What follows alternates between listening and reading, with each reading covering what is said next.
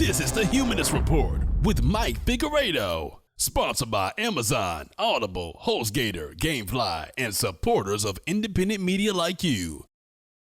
Welcome to the Humanist Report. My name is Mike Figueredo, and this is the 44th episode of the podcast. Today's episode is brought to you by our latest members on humanistreport.com. Today we have Laurelyn Kearley. We also have Sumyatam Chatterjee, also goes by Sam, as well as David Elkins. So thank you all for supporting independent media. So on today's episode, I have several topics that are very important. Namely, an audit was released by the State Department, and it reveals that Clinton did, in fact, break federal rules. Now, additionally, I will talk about how Bernie Sanders and Donald Trump agreed to a debate. Now, since Hillary Clinton is now losing to Donald Trump in national polls, guess who's being blamed? Spoiler alert, it's not Hillary.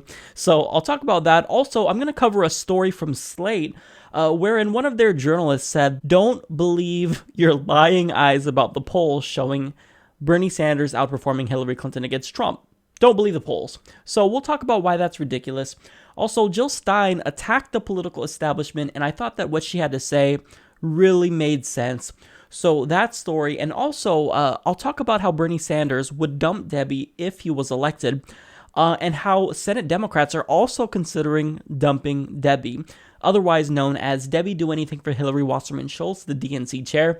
And finally, a journalist alleges that Bernie Sanders supporters who don't support Hillary Clinton are sexist. So all of these topics will be discussed today, and I'm going to have a lot of fun with some of them. So let's go ahead and just jump right in. I'm going to start with the most important story, and that is the State Department audit of Hillary Clinton's emails. An audit conducted by the State Department confirms that Hillary Clinton did in fact violate the Federal Records Act because she had a private email server in her home, and also because she deleted thousands of emails that she was supposed to turn over. Now, I should note that this is a different audit that is being conducted independently of the FBI investigation. So now the State Department Inspector General concludes, at a minimum, Secretary Clinton should have surrendered all emails dealing with department issues before leaving government service. Because she did not do so, she did not comply with the State Department's policies that were implemented in accordance with the Federal Records Act. Now, this audit proves that Hillary Clinton has been lying about multiple aspects of her email server. Now, first, if you're Secretary of State, you have to go through the actual State Department's emails. You are not allowed to use your own email server, hence the reason why she broke the law, because they have to maintain all of that for federal records. There's a reason for that. It's for transparency. Now, Clinton alleges that she was in compliance even though she did use her own email server, because most of the emails that she did send were to people who were receiving them on the State Department email system. Everything I did was permitted by law and regulation. I had one device. When I mailed anybody in the government, it would go into the government system. That's a lie. That's still not allowed. That doesn't mean she's in compliance like she's contending she is. In fact, the audit states, sending emails from a personal account to other employees at their department accounts is not an appropriate method of preserving any such emails that would constitute a federal record. Second, Hillary Clinton contends that setting up a personal email server in your home does not constitute a violation of the Federal Records Act, seeing that she asked permission for it first, and so long as you ask permission, well, you're allowed to do it. Again, that's another lie, because not only does the audit state that Hillary Clinton did not ask permission to set up a private email server, but it contends that if she did ask permission, they would have said no, hence the reason why she probably didn't ask for permission. So that's another area where she's lying. It wasn't allowed. Now, there's also some additional components of the audit that are really telling. So the report illustrates that Hillary Clinton actually had reservations about her email becoming part of the federal record. So when one of her aides actually told her that she needed to use the state email server since some of her personal emails weren't being received by others in the State Department, Hillary was quoted saying, "Let's get a separate address or device, but I don't want any risk of the personal being accessible." So the question is, what were you trying to hide, Hillary? What was so important in your personal emails that you didn't want it to become part of the federal record? This is really suspicious and doesn't look good for her. So there were a couple of State Department officials who actually tried to come up with a solution for her since she didn't want her personal emails to be part of the federal record. They talked about using 2 different devices and whatnot, but she shot down any attempts to actually solve the problem in a legal manner. Now, also, the audit reports that there were officials who were really concerned about Hillary Clinton's use of a private email server, and when they talked about her IT director about this, they, quote, were instructed to never speak of the secretary's personal email system again. Wow. So let's just reiterate what happened here. So there were many State Department officials who raised concerns about Hillary Clinton's use of a private email server. And when they asked her IT director about this and maybe to come up with solutions, they were told to never ask about it again. So Hillary Clinton knew she was in violation of the rules, and she didn't care. This isn't surprising, but at the same time, these details really prove the extent to which she was lying about her private email server. Now, finally, there were incidents where Hillary Clinton was actually concerned that her private email server was being hacked into. And what did she do? Well, under protocol, you're actually supposed to report that to state officials, to security officials, but she didn't do that either. Again, she broke protocol in this instance as well. So there's so many instances, so many layers of her being disingenuous and lying about her private email server. And why would she not report this to security officials so that way they can protect her email account from being hacked? Maybe because if they actually did have to do something and look into her email account, they might find something that she didn't want them to find. So she actually risked being hacked into just so she can avoid transparency and people looking into her emails. This is really, really suspicious for obvious reasons. She would actually risk national security and allow her email to be hacked just to avoid State Department officials snooping in it. That is insane. The lengths to which she will go to avoid transparency is mind-boggling. This may be unprecedented, honestly, in terms of a public official trying to shirk transparency. So clearly this doesn't look good for Hillary Clinton, and if the Clinton News Network, CNN, and MSNBC pro-Clinton networks are actually ripping her over this, then you know something's bad and that this is serious. But her campaign spokesman, Brian Fallon, contends this audit just proves what Hillary was saying all along. He states, while political opponents of Hillary Clinton are sure to misrepresent this report for their own partisan purposes, in reality, the Inspector General documents just show how consistent her email practices were with those of other secretaries and senior officials at the State Department who also used personal email. There are lies directly in that statement, and furthermore, no, it doesn't show how consistent her email practice was unless you're talking about how she consistently violated the rules. So again, he talks about how she used a personal email, and that's consistent with other Secretary of States like Colin Powell. Not true. In fact, PolitiFact even looked into this claim and determined that it was mostly false, because even though it was the case that Colin Powell did have a private email that he used, well, one, he actually didn't even use email for official State Department business most of the time, and Hillary Clinton did. But the main difference here is that she literally established a private email server in her house.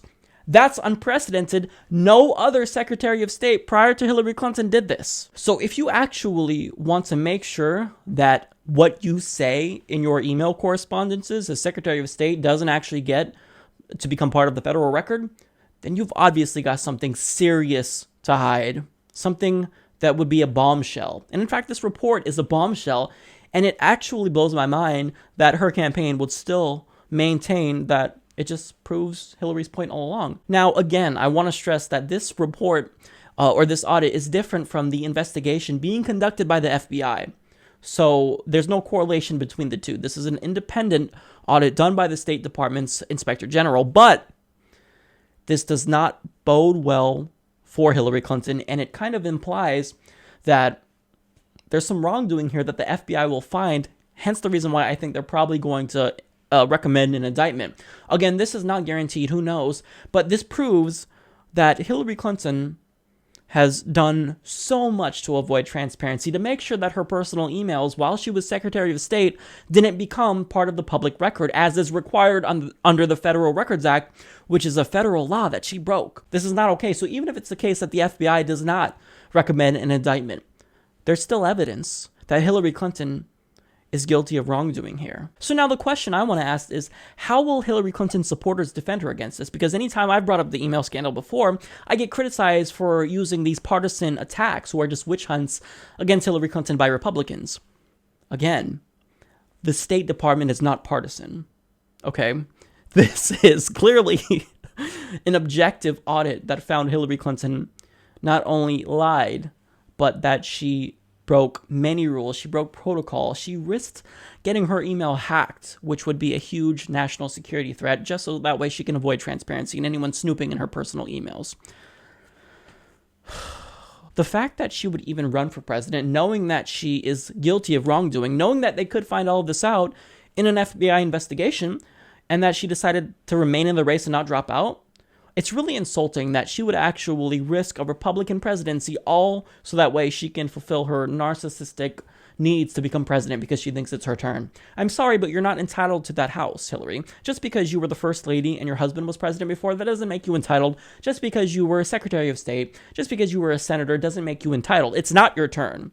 You don't get turns. We don't take turns, okay? This isn't a monarchy. This isn't an authoritarian regime. This is a democracy, a representative republic, more specifically. But you don't just get to assume the role of Queen of the United States. That's not the case. So really what she needs to do is drop out. Now, again, people are going to call me extremist for recommending that. But again, she's being investigated by the FBI. And now there's actual evidence that she did a lot wrong. So if you can still continue to defend Hillary Clinton, then I honestly have no idea what to say. So as you all know by now, Bernie Sanders was snubbed by Hillary Clinton, who was supposed to debate him in California, but she decided that she doesn't want to do it. So instead, Bernie Sanders had asked Donald Trump to debate, and this was facilitated through Jimmy Kimmel. And when asked about it, Trump's response was, yes, I am willing to debate. How much is he going to pay me? If I debated him, we would have such high ratings, and I think I should take that money and give it to some worthy charity. If we paid a nice sum to support a charity, I would love to do that. Now, Bernie Sanders immediately tied his hands and tweeted out, "Game on. I look forward to debating Donald Trump in California before the June 7th primary." And he also tweeted, "I am delighted that real Donald Trump has agreed to debate. Let's do it in the biggest stadium possible." Now, Trump said that if 10 to 15 million for women's health issues would be donated by the networks who would profit off of this debate, that he would agree to this debate. Now, it is the case that Donald Trump backed out of a town hall with Bernie Sanders before, because when there was a town hall between Bernie Sanders and Donald Trump scheduled, Trump is the one that backed out at the last minute, and instead that became a Fox News town hall between Bernie Sanders and Hillary Clinton. Well, I am not surprised to report that chicken shit Trump has backed out once again. According to The Hill, Donald Trump states, "As much as I want to debate Bernie Sanders, yeah right, and it would be an easy payday, I will wait to debate the first place finisher in the Democratic Party, probably crooked Hillary Clinton or whoever it may be." Donald Trump also said that it would be inappropriate to debate Bernie Sanders. Sad. That is weak. That is low energy. See, now your new nickname is Chicken Shit Trump forever, because you backed out not once, but twice. What's there to be afraid of? What, you're afraid of communist Bernie Sanders? Is he that scary? How are you supposed to debate crooked Hillary if you can't even debate Bernie Sanders, a communist, right? What you would do is effectively make Hillary Clinton look bad by debating Bernie Sanders, and it would be a win-win no matter who actually emerged as the winner. But because you know Bernie Sanders actually has more policy substance than you, and that all you can do is espouse hot air, you knew that it might actually make you look bad and look like a weaker election candidate come November.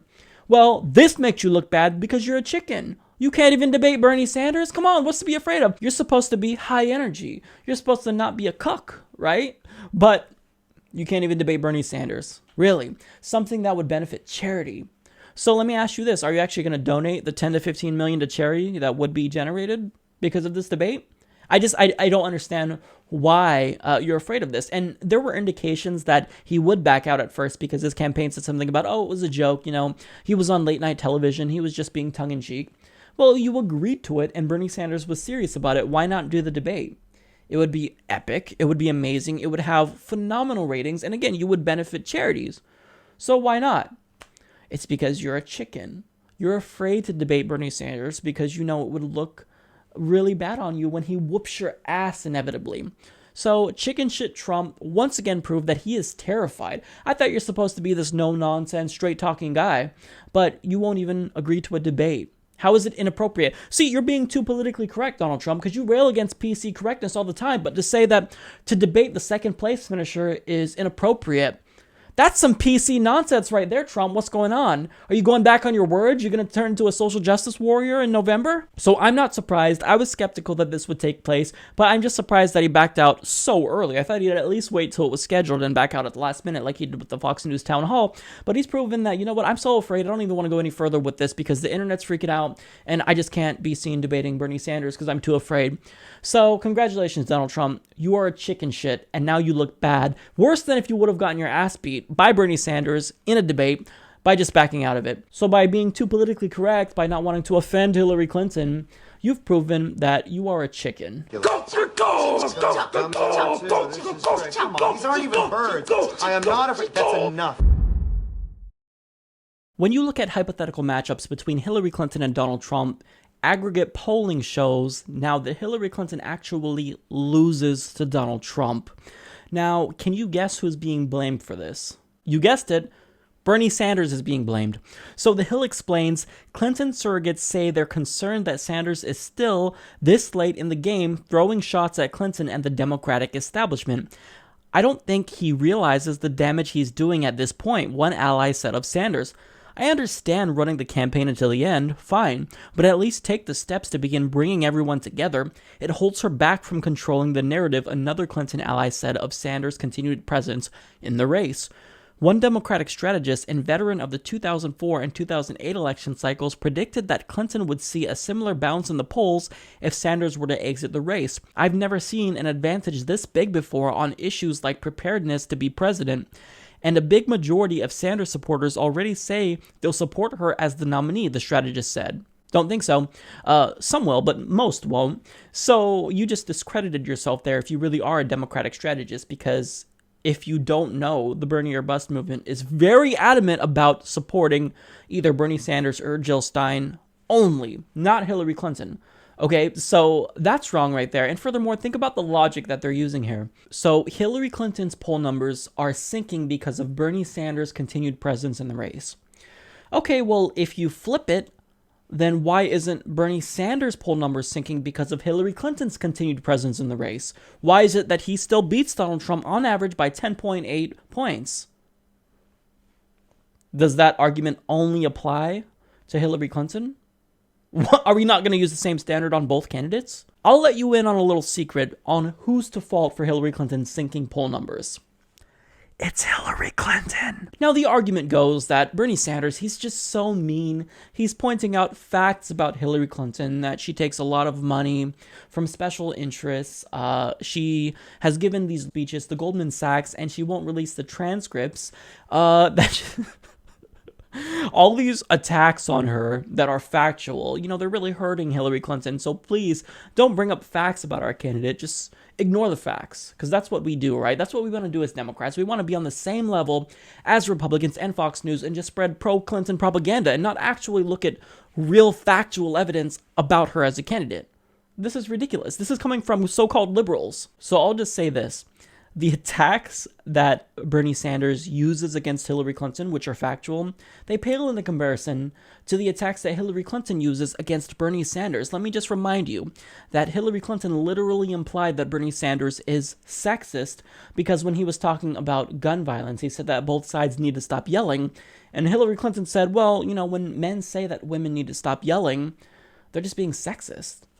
And he said the same exact thing to Martin O'Malley. Also, she implied that he is racially insensitive because when Bernie Sanders was also talking about gun violence, he said this really comes down to a difference between rural and urban areas. And she said, well, when some people say urban and use that term, what they're really saying is black, implying that it's a black problem. And also, Bill Clinton implied that Bernie Sanders and his supporters are sexist and are like the Tea Party, and David Brock, a prominent Hillary Clinton surrogate who's the head of multiple pro-Clinton super PACs, claimed that Bernie Sanders was racially insensitive and doesn't care about black people because he didn't have enough diversity in one of his ads. Now, when you contrast that to the attacks Bernie Sanders uses, he just says, well, look, since you are taking millions of dollars from the big banks, can we even trust you that you're going to represent our interests and not the interests of Wall Street? Again, that's a real factual attack, so I don't even think that you can say it's an attack. I think that's a misnomer, because it's just facts. If you disagree with the facts, you're disagreeing with your candidate and inadvertently admitted that you have a weak candidate. Nobody forced Hillary Clinton to go and give these paid speeches to Goldman Sachs, but she wanted the money. So she's going to have to live up to the consequences of her actions. But Hillary Clinton doesn't like to do that. She likes to shirk accountability because that's what the Clintons do. They've been doing it all along, and it's not going to stop right now just because she's running for president. Now, when you forget about the attacks and you just look at the details, Hillary Clinton may be losing because she doesn't bring in independent voters like Donald Trump does. She also doesn't have the youth vote. She's also being investigated by the FBI for criminal wrongdoing. And maybe most importantly, she represents the aggregate establishment. Donald Trump is anti-establishment. Now, again, many of his actions would probably be very establishment-y because he's planning to go in there and give tax breaks to billionaires, as his tax plan would do. And furthermore, he is a billionaire. He claims that he used to buy politicians. So why would he trust that he wouldn't behave in the same manner in the office? But nonetheless, Hillary Clinton, she represents the political establishment that we're also frustrated with. So the bottom line is that you can't blame Bernie Sanders for the fact that Hillary Clinton is a weak candidate. That's Hillary Clinton's fault. And furthermore, Bernie Sanders has consistently outperformed Hillary Clinton in hypothetical matchups against Donald Trump.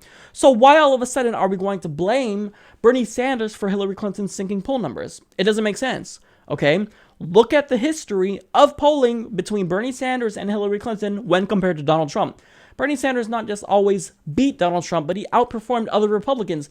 The one area where Hillary Clinton actually had an advantage over Bernie Sanders when it comes to Republicans is Carly Fiorina. But other than that, Bernie Sanders has consistently outperformed Hillary Clinton against Republicans, including John Kasich, who he was one of the first Republicans who started to surpass her in polls.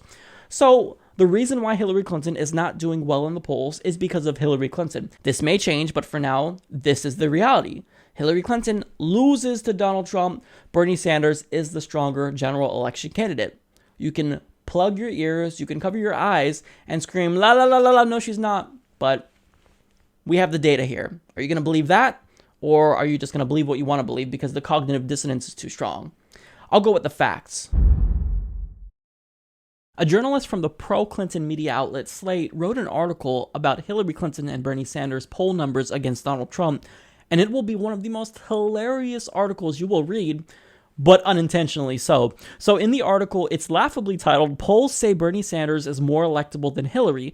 Don't Believe Them," with the subtitle, "What They Really Show is a Candidate Who Hasn't Been Attacked." So I'm just curious, are you referencing the candidate who's been called a communist, who has been critiqued for not being a real Democrat, whose ideas are pie in the sky that will bankrupt the country? Is that the candidate you're referring to who hasn't been attacked? I'm just curious. In what world has Bernie Sanders not been attacked? Because throughout the past year on this podcast, I've been debunking false attacks against Bernie Sanders by everyone. The Democratic establishment, the mainstream media. See, unlike Hillary Clinton, even though she's under an FBI investigation, the media has not given her the scrutiny that she deserves. Also, she hasn't been attacked by her own party like Bernie Sanders has. I've actually debunked reports that claim Bernie Sanders is guilty of embezzlement because he pays family members to work for his campaign. I've also debunked misleading reports about the cost of his policy proposals. I've refuted false claims from Hillary Clinton that claims Bernie Sanders is a sexist and a racist. And also, I've debunked claims stating that his supporters are sexist and racist, not just from the mainstream media,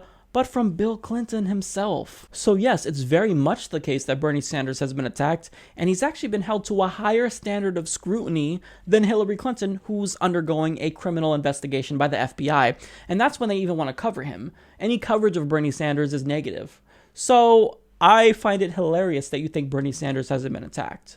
It's just not true, and you're living in your own deluded reality. And furthermore, most of the attacks waged by Bernie Sanders against Hillary Clinton are just factual attacks. He points out that she's taking a lot of money from special interests. He points out that she won't release her paid speech transcripts to Goldman Sachs. She must be hiding something because otherwise, if you didn't, you would just release them. So, of course, it's the case that Bernie Sanders has been attacked, but I digress. Let's actually just get to the article and see what this journalist has to say. So, he states, "It's true that Sanders does better than Clinton in hypothetical matchups against the Republicans. Currently, Sanders outperforms Clinton by more than 7 percentage points against Trump and by nearly 9 points against Ted Cruz, but that's not because Sanders is the stronger nominee. It's because Republicans haven't yet trashed him the way they've trashed Clinton. Once they they do, his advantage over her would disappear. A concerted attack on Sanders' weaknesses would hurt him badly in a general election. Okay, so the Republicans haven't attacked him yet. So, question. When Sean Hannity calls Bernie Sanders a communist and say that he's going to tax people at 98%, when Bernie Sanders is attacked by Donald Trump and is told that he's crazy Bernie and is a communist, what do you call those? Are those not attacks? Are those just friendly jabs?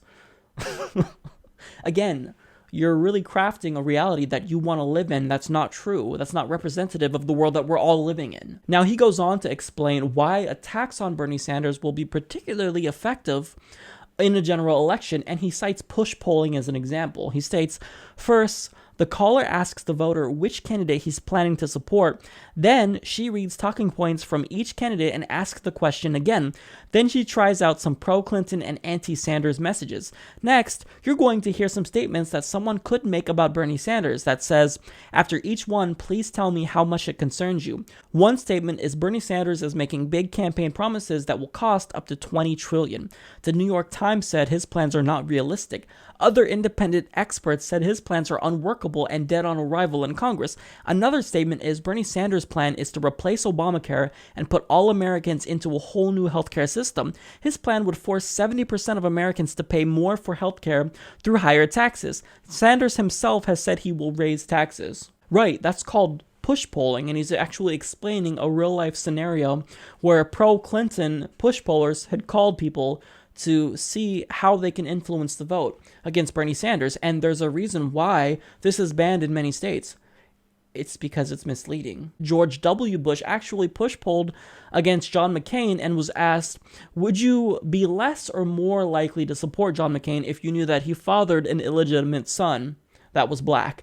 And that worked. That was effective. So many states ban the practice because it's just wrong and unethical. So yes, of course, if you lie about a candidate and he or she can't defend themselves, then that may be influential on voters. But the fact of the matter is that in a general election, if Donald Trump and Bernie Sanders are debating and Trump says, look, your policies are going to cost $20 trillion, well, Bernie Sanders can defend himself and say, no, that's a lie. Even though it's the case that I will raise taxes, voters will save money, on average $5,000 more per year, because they won't be paying for these ridiculous health insurance premiums. And furthermore, Donald Trump's policies will cost even more. How much do you think it'll cost to build the wall? So there have been attacks against Bernie Sanders and Hillary Clinton, but what's been proven time and again is that the attacks against Hillary Clinton are more effective than they are against Bernie Sanders because she's sinking in the polls. I don't know why we can't take that into account. But he continues, he says, basically, if you were designing the perfect target for Republicans, a candidate who proudly links socialist economics to hippie culture, libertinism, left-wing foreign policy, new age nonsense, and contempt for bourgeoisie values, you'd create Bernie Sanders. Clinton could have attacked these weaknesses in the primary. Her supporters had an opposition research file on Sanders' associations with communism, but she didn't. In a general election, Republicans wouldn't hesitate. Would a GOP assault along these lines hurt Sanders? Absolutely. Sanders' explicit socialism would help Republicans broaden this critique into an all-out scare campaign about a government takeover. So you're literally arguing that Bernie Sanders is a bigger target than Hillary Clinton, someone who's being investigated by the FBI, who is historically unfavorable, who lies compulsively. That's someone who's not the bigger target for Republicans than Bernie Sanders, who they're just going to reinvoke the Red Scare, who many people who would come out to support Bernie Sanders, young people, didn't grow up during the time when there was this communist Red Scare, so it's not going to resonate with them. You think that Bernie Sanders is a bigger target than Hillary Clinton? So he claims that Republicans will hammer away at the increased tax point, and they'll also fearmonger about the increasing size of government under Bernie Sanders. But newsflash, they're going to do that under Hillary Clinton as well. They're already calling her a socialist. They called Obama a communist. Do you really think it's going to be any different? Really? Now, finally, he cites polls that actually disprove his point, but he states that even though it's the case that a majority of citizens support a single-payer healthcare system, they support free college tuition, he says that when you reframe those polls correctly so, it is the case that people become less inclined to support those policies if they know that their taxes will go up. You tell us don't believe the polls. So why should we only believe the polls that prove your point and then disregard the ones that don't prove your point? It doesn't make sense. Now, he also contends that voters will be more supportive of this incremental approach that Hillary Clinton puts forth because everyone gets so excited when they say, we're just going to have the same status quo politics, even though income inequality is getting historically high. I'm going to be incremental. I'm going to be Obama's third term. Ooh, how exciting. I can't wait to get out and vote for that. That's not what excites people. Bernie Sanders excites people because he's actually proposing systemic change. Incremental change is not exciting. People are not going to get out to vote for the same exact thing they've had for the last 8 years. So it is the case that Bernie Sanders has been attacked by the mainstream media and Republicans, and in spite of this, he still polls better than Donald Trump in hypothetical matchups than Hillary Clinton. So your argument is wrong. It's invalid. You're also not accounting for the excitement that Bernie Sanders generates. You're not accounting for the fact that he gets the youth vote to come out. The youth vote helped carry Obama into the White House in both 2008 and 2012. If they're not excited, if they're not going to come out to vote for Hillary Clinton, as is indicated by the primary process, what makes you think that these polls are lying? And furthermore, you're also underestimating the Bernie or bust movement. When we say we're Bernie or bust, we're saying we're not going to support Hillary Clinton. We may vote for Jill Stein, but I will not cast a vote for Hillary Clinton. Now, it may be the case that many Bernie Sanders supporters switch, but even if just a fraction don't actually come out and are really Bernie or bust like they say, that's detrimental for Hillary Clinton, and it will cost her the White House. Now, also, I loved that you claimed Bernie Sanders is an explicit socialist, and then he links to Bernie Sanders' page where he explains what democratic socialism is. Democratic socialism is not explicit socialism. Those are not equal things. We are one of the few countries in the world that don't actually have a social democratic party. Canada has a social democratic party. Are they an explicitly socialist country? Germany has a social democratic party. Are they socialist? Times are changing. The word socialism is not a boogeyman word that doesn't scare us. It may scare you, but that doesn't resonate with us. Now, here's the thing. We don't know if Hillary Clinton's poll numbers will improve or change with time. We don't know that. But we do know that Bernie Sanders has consistently beat Donald Trump in hypothetical matchups and has always outperformed Hillary Clinton against Republicans, with the exception of Carly Fiorina, who Hillary Clinton outperformed Bernie Sanders by a fraction of a percent against.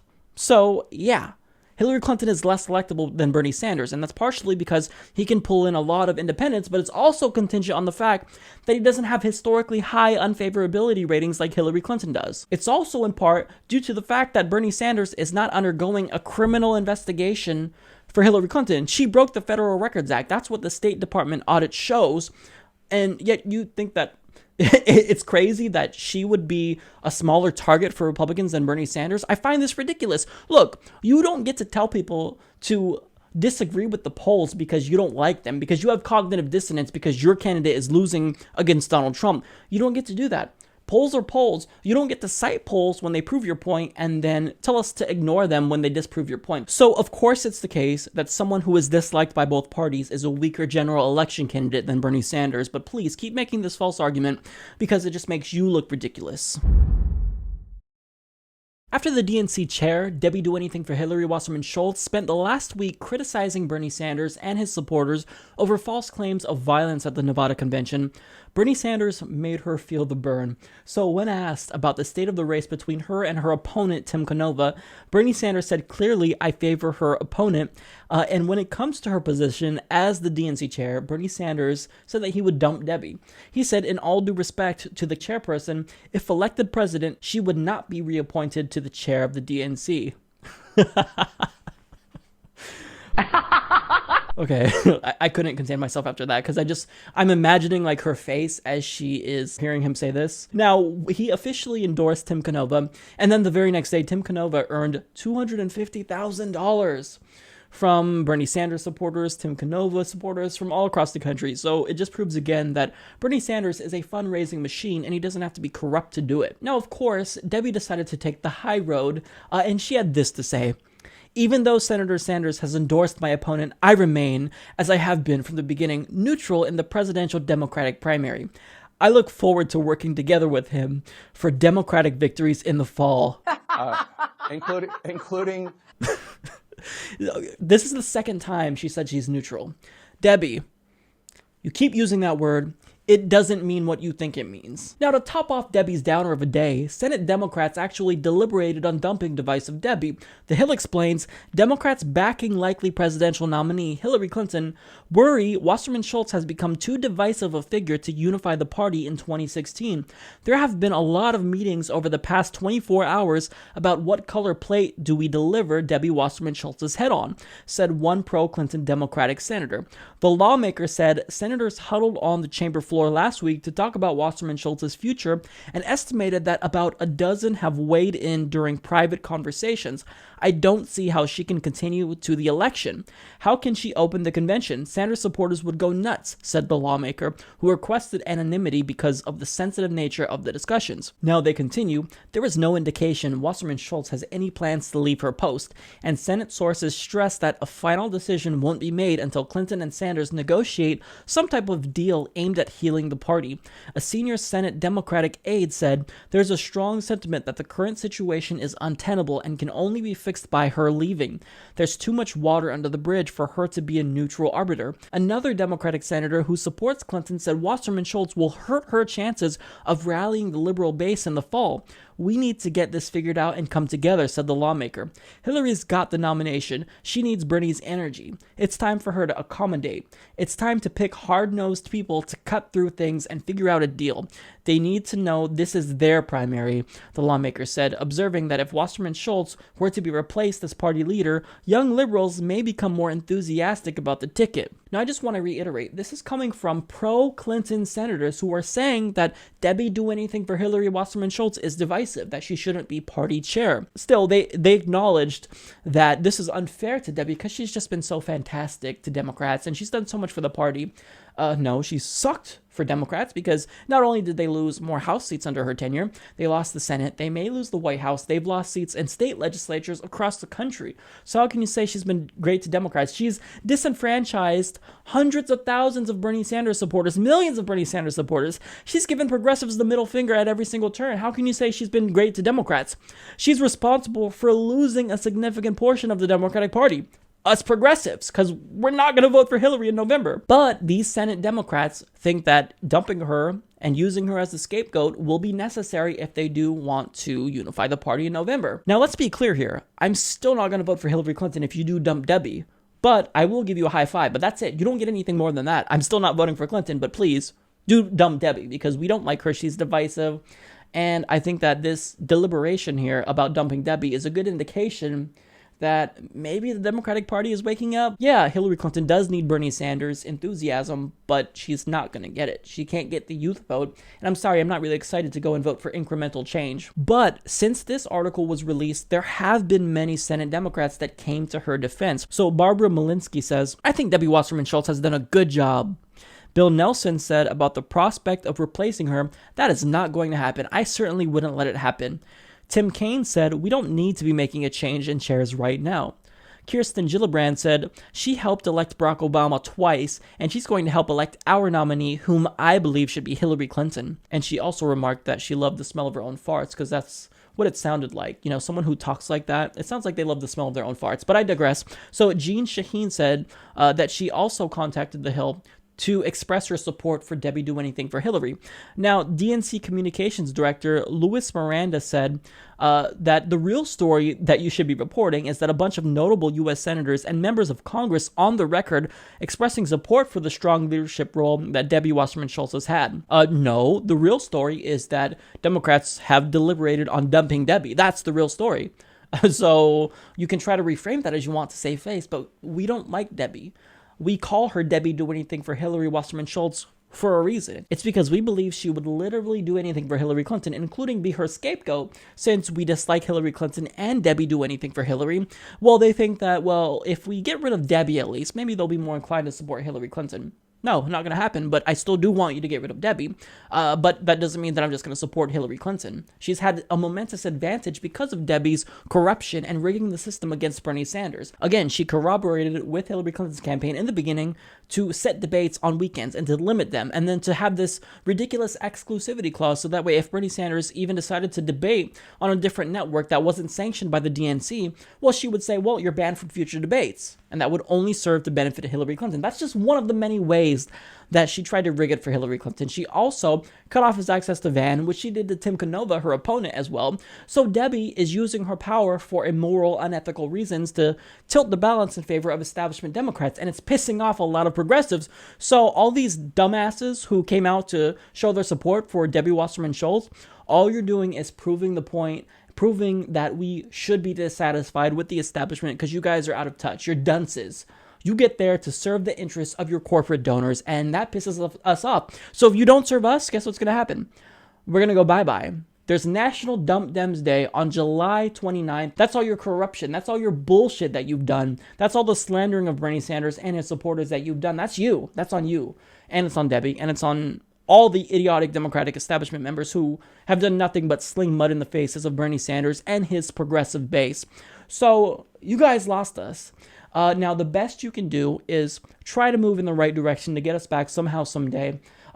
Dumping Debbie would be a start, but that doesn't mean we're going to vote for Hillary. Sorry. Pop quiz. What do you call a straight white male who refuses to support Hillary Clinton and will only support Bernie Sanders or Jill Stein?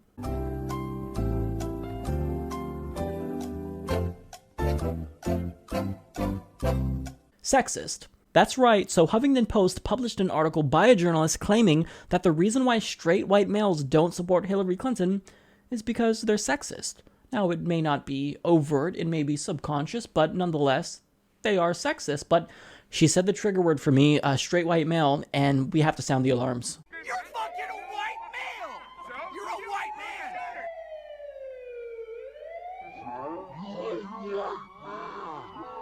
Okay, so let's get to her argument. She says, as it becomes more possible that Hillary Clinton could well be our first female president, sexism in the United States is made apparent to me in ways it never was before.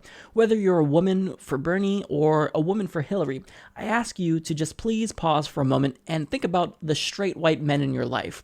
Do you personally know even one straight white man backing Clinton this election? I'm not a woman, but I'm going to answer this anyway. I don't know any Hillary Clinton supporters in real life. None. Gay, straight, white, black, male, female, none. Do the white, straight males on Twitter who are pro-Clinton supporters who tweet at me and harass me all the time, do those count? Because if so, then yeah, I know Hillary Clinton supporters who are white and straight, but otherwise, I just don't know any Hillary Clinton supporters in real life because nobody's really excited about her. But I digress. Let's dive into her argument. So she says, as the New York Times reported in March, white men have been the only demographic to consistently resist voting for Hillary during the primaries, suggesting that difficulty securing the white male vote comes from a place of sexism. This particular issue for Hillary is a sharp turnabout from 2008, when she won double-digit victories among white male voters. She contradicted herself immediately there, when she was running against a black opponent.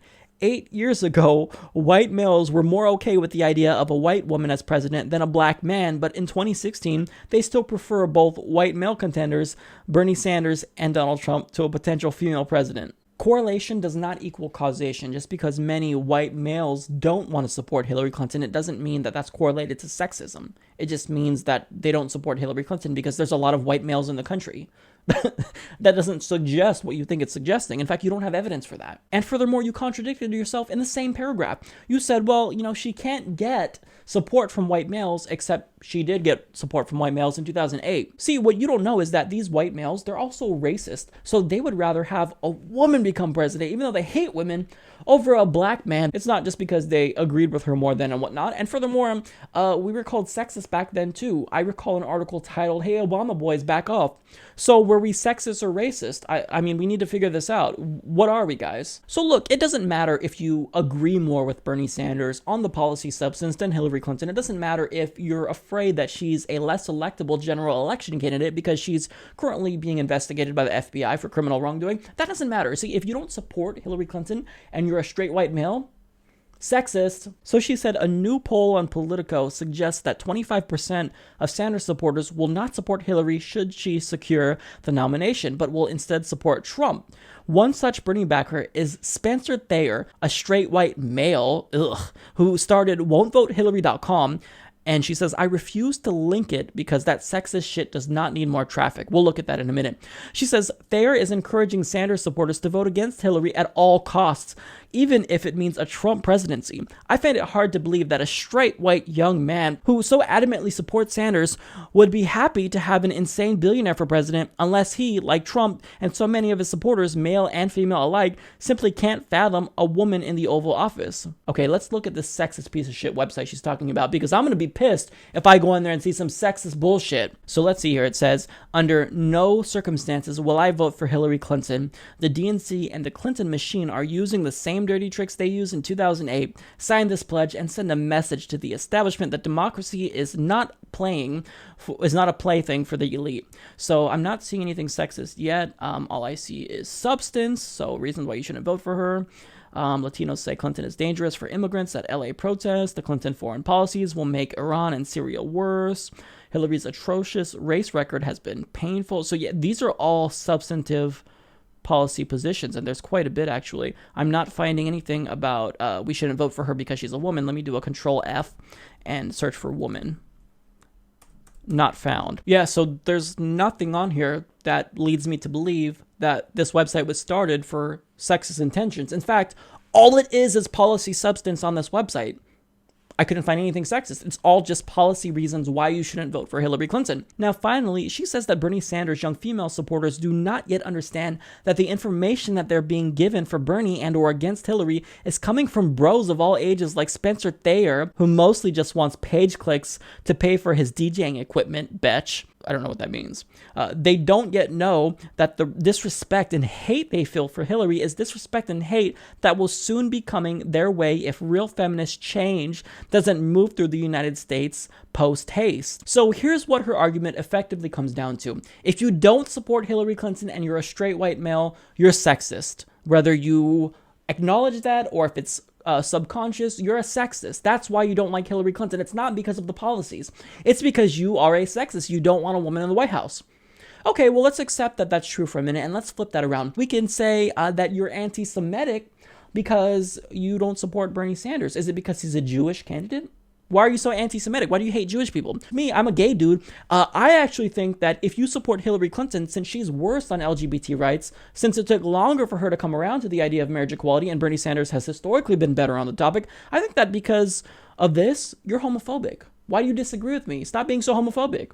Look, if these arguments sound ridiculous, it's because they are. And I don't see how any of those arguments that I just used are less ridiculous than your argument. Never mind the fact that Hillary Clinton voted for the Iraq War. She wants a Syrian no-fly zone, so if you vote for her, then you will inevitably be giving her permission to bomb foreign countries. Never mind the fact that these straight white males who you are accusing of sexism, they initially tried to draft Elizabeth Warren to run against Hillary Clinton because we don't like Hillary Clinton because of policy reasons. Never mind that fact.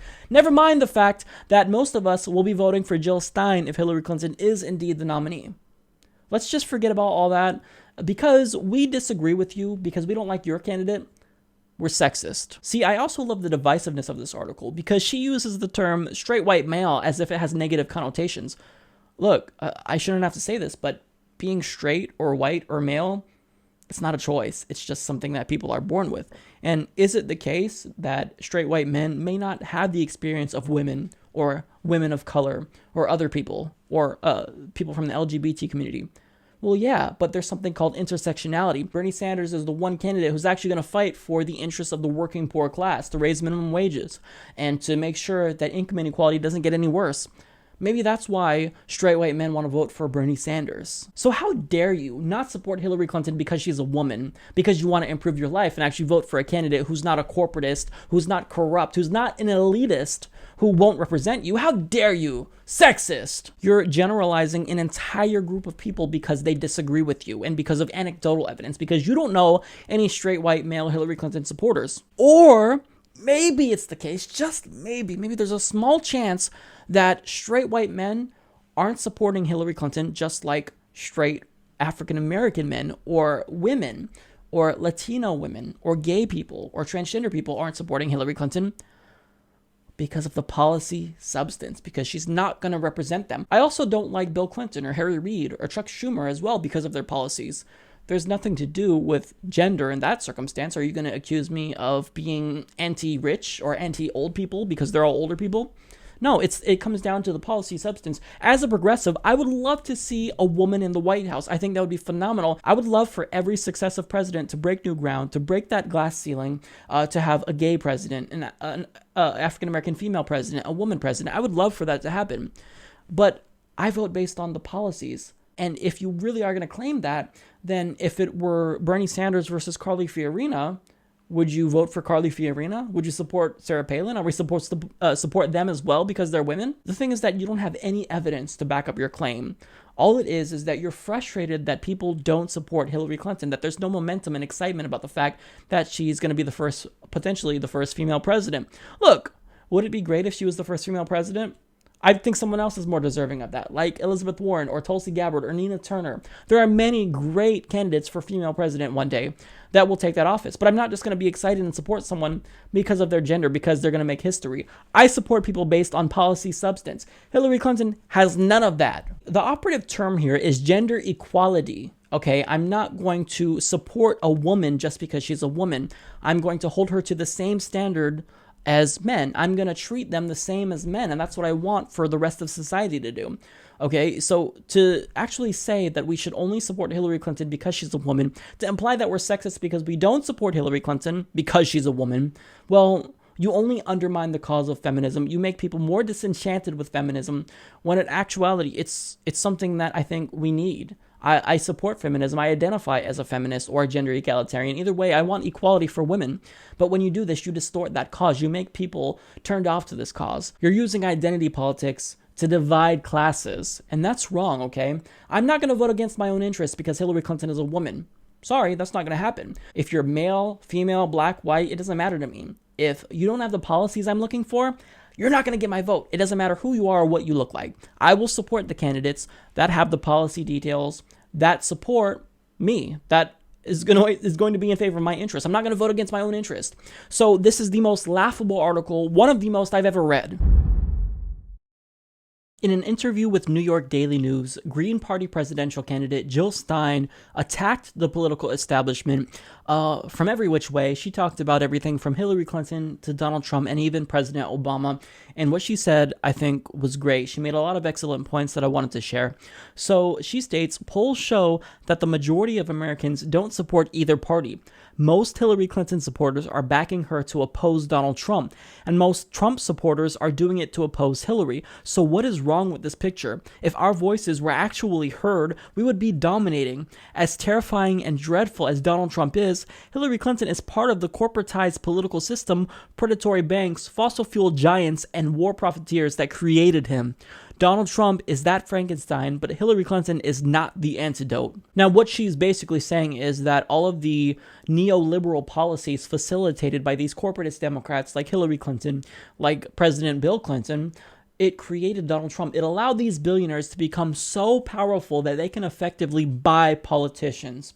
Now, it's not a quid pro quo, but when you donate to politicians, it does make them more vigorously defend your position. So there's a study from Hall and Wayman who found in the 1990s, actually even before Citizens United, that they'll get a donation and they'll fight more strongly for the rich people who donated to them. Now, additionally, a study from political scientists Dr. Gillens and Page from Princeton University found that just regular non-affluent citizens have a statistically insignificant impact on policy, but elites and special interests, well, they actually do dictate policy and are able to heavily influence legislative outcomes. So all of this has created these monstrous billionaires who are able to just buy our elections. They can decide who wins by donating to candidates in congressional races where nobody pays attention. So whoever has the most ads usually wins. And furthermore, you create these monsters like Donald Trump, where if you have enough money, you can just run for president. It doesn't matter if you're a buffoon or not qualified. You can just run and become the nominee if you have money. So what she's saying is true. Hillary Clinton is partially responsible for creating this system where billionaires can run amok, where they can dominate the political process. There's a reason why we have such high income inequality. It's because billionaires dominate the process. Now, she continues, she went on to criticize President Obama. So she was asked whether or not she thought he was a war criminal. And she said, "Do I think he has violated international law? Good Lord, yes. We have conducted illegal wars. The only legal criteria for war is something that is an imminent threat to the United States, but all these wars are aggressive. The drone wars have been the worst for human rights. It's an illegal assassination program, and worse, it's off target 9 times out of 10. What's really scary to a lot of progressives is that we voted George Bush out of office and elected Barack Obama because he ran on an anti-war platform. He was against the Iraq War, and it was one of the highlights of his campaign. But when he got into office, one of the first things he did was ramp up the drone war, even more than George Bush did. So he started waging these drone wars in Pakistan, Yemen, and Somalia to a much higher degree than George Bush. And he basically delegated autonomy to the CIA to do what they wanted. And he didn't realize that there was so much civilian casualties that he had to immediately scale them back. And now he scaled it back quite a bit to his credit, but he shouldn't have done it to begin with. All those do is, when you use drone strikes, is you further radicalize people in the region. They're not going to be inclined to say, yes, I'm pro-America after their family was killed because of your drone strikes. That's not the way that this works. So yes, it is the case that Democrats are not doves like they say they are. They too are very hawkish. They may be less hawkish than Republicans, but that doesn't make them morally right. So by railing against the political establishment and holding all parties, or both parties, accountable, Jill Stein has a phenomenal point, and little by little, she is proving that she is really earning my vote. See, if you actually put Jill Stein on a national platform and you make her the Democratic nominee, if you could just appoint her to that position, she would win by a landslide, as would Bernie Sanders, because these policies that she's proposing are incredibly popular. The reason why they're popular is because she's saying things that you can't say. If you cut defense spending by 50%, we'd still have the largest military in the world. And again, she talks about canceling student debt. If you were to poll students and ask, do you want your college debt canceled? Well, they'd have to be an idiot to say, no, of course we want our debt canceled. It's the case that, Congress bailed out Wall Street. So why can't we be bailed out if we're in trouble? If some of us are hundreds of thousands of dollars in debt, why can't we have the same privileges that the rich, that the elites have? It's because the system is rigged against us, and the aggregate political establishment, that is Democrats and Republicans, are equally culpable in creating the system and creating Frankensteins like Donald Trump. So Jill Stein is awesome. She's excellent, and she really has earned my vote if Bernie Sanders isn't the nominee. Love everything that she's saying.